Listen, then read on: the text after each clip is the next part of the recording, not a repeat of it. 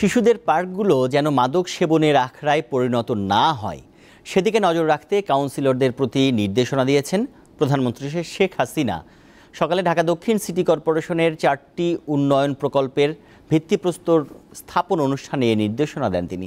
প্রধানমন্ত্রী শেখ হাসিনা রাজধানীর বঙ্গবাজারে নির্মিতব্য বঙ্গবাজার নগর পাইকারি বিপণী বিতান, পোস্তগোলা ব্রিজ থেকে রায়ের বাজার স্লুইস গেট পর্যন্ত 8 লেনের বীর মুক্তিযোদ্ধা ফজলুল হক মনি সরণি, ধানমন্ডি হ্রদে নজরুল সরোবর এবং শাহবাগে হোসেন শহীদ সোহরাওয়ার্দী শিশু উদ্যানের আধুনিকীকরণ প্রকল্পের ভিত্তিপ্রস্তর স্থাপন করেন।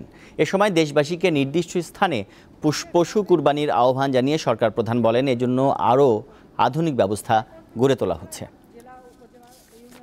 যখন পার্কগুলি করা হয় খুব সুন্দর, কিছুদিন পরে দেখা যায় যে সে পার্কে বাচ্চাদের খেলার জিনিস নষ্ট, ময়লা আবর্জনা, আড্ডাখানা অথবা মাদক সেবনের জায়গা হয়ে যায়।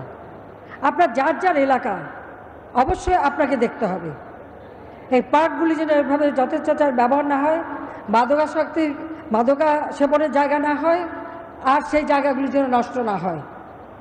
যার যার ওয়ার্ডের সৌন্দর্য বর্ধন, পরিচ্ছন্নতা এবং সেগুলিকে সুন্দর করা, এটা কিন্তু প্রত্যেকের দায়িত্ব। মনে রাখতে হবে জনগণ ভোট দিয়ে আপনাদেরকে নির্বাচিত করেছে, এই যে আপনার একটা দায়িত্ব এই কাজগুলি করার। মশার উপদ্রব থেকে বাঁচার জন্য কোথাও যেন পানি জমে না থাকে সেদিকে বিশেষভাবে দৃষ্টি দিতে হবে।